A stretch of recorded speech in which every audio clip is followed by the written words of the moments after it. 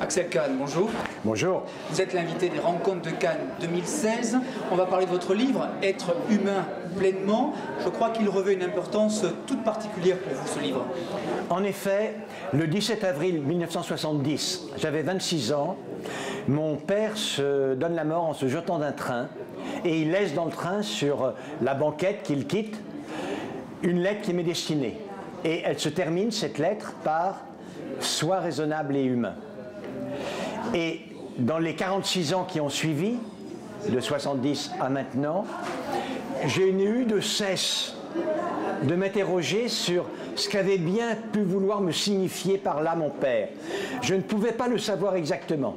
Donc, par la réflexion, à travers les livres, j'ai essayé d'indiquer en quoi cela correspondait pour moi d'être humain. Et le livre, Être humain pleinement, c'est comme si, 46 ans après, je rendais enfin la copie, parce que le devoir était bien compliqué, à mon professeur de papa. Il était professeur de philosophie.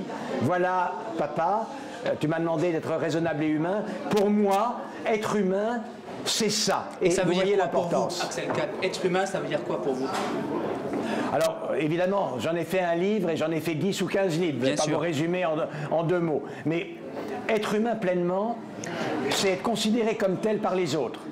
C'est aussi, quand on se retourne sur son parcours, en être relativement satisfait. Et on ne peut en être satisfait que dans les cas où les autres aussi en sont satisfaits.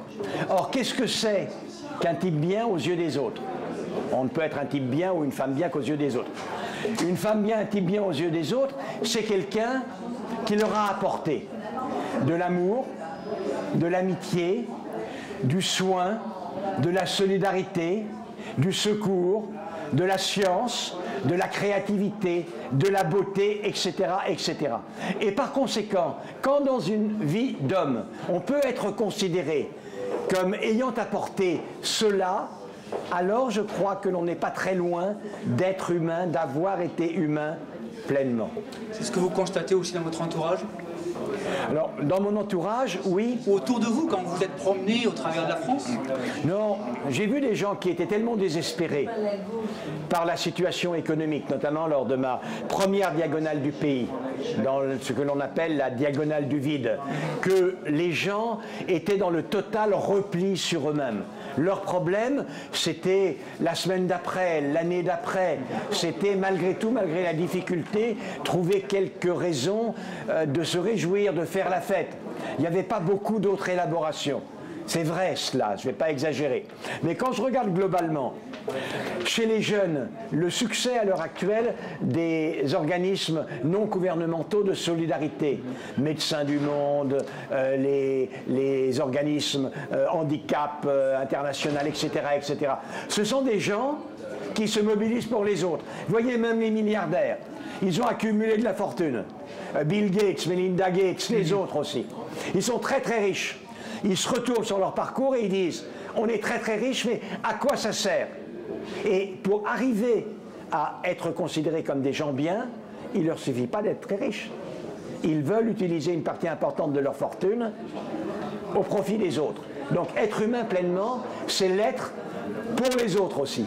Alors, il y a aussi l'histoire de ces 2 jumelles, ce destin littéraire que vous racontez.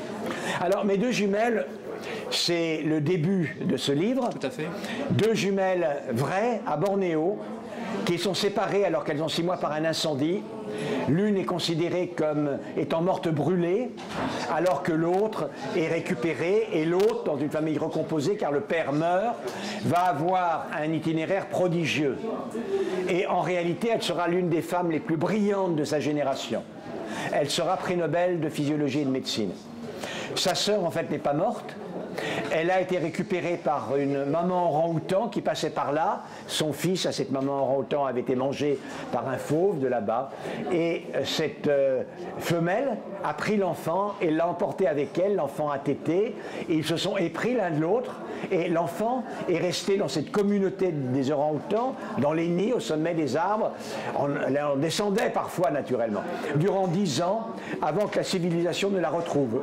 Et là, son destin est tragique, parce qu'elle est affectée d'un retard mental irréversible. et qu'elle va mourir misérablement avant 17 ans. Et donc ça me permet d'emblée, pour être humain pleinement, de régler le problème de l'inné et de l'acquis. Ces deux filles ont 100% des gènes identiques qui codent les mêmes propriétés. Cela étant dit, la première, elle a profité de cette propriété dans l'atmosphère humanisante d'une communauté familiale humaine.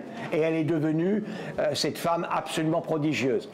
La deuxième avait cette propriété, la même, mais la plus belle des mamans orang-outans du monde ne peut donner que ce qu'elle a. Et donc, pas notamment l'apprentissage cognitif, intellectuel, permettant de développer une intelligence proprement humaine. Et donc, on voit bien dès lors, si la première, celle qui est prix Nobel, avait eu un génome d'orang-outan, elle n'aurait pas été prix Nobel. Et donc il y a quelque chose d'inné dans le fait qu'ayant hérité d'un génome humain, elle arrive à en faire prospérer les potentialités jusqu'à cette vie. Maintenant, la deuxième fille, elle a le même génome que sa sœur brillantissime. Et elle est une fille avec une arriération mentale absolument profonde. Et par conséquent, on voit que la principale propriété innée du génome, c'est d'acquérir. Et si on n'acquiert pas, évidemment, on ne se sert pas de cette propriété. Quand on demande qu'est-ce qu'il y a d'inné, qu'est-ce qu'il y a d'acquis, tout est inné et tout est acquis. Et la plus grande des propriétés innées qui fondent l'humanité, c'est la propriété d'acquérir. Cette fable de mes deux jumelles me permet d'illustrer cela, son grand discours. Et ça pose la question du rôle des parents, évidemment, aussi, dans ce livre. Des parents, de la connexion. Vous savez, je dis qu'il en va de l'humanité comme il en irait de bûches rougeoyantes éloignées dans l'âtre. Si elles restent éloignées, elles rougeoiront, simplement. Mais si on les rapproche, elles s'embraseront l'une l'autre et jaillira alors la flamme de leur humanité. Ma première jumelle, qui a été récupérée par une famille humaine, a été embrasée par le contact avec les autres humains. Et elle a flambé, naturellement. Elle a été flamboyante. La deuxième n'a que rougeoyé. Et elle a eu une vie extrêmement triste. Merci Axel Kahn.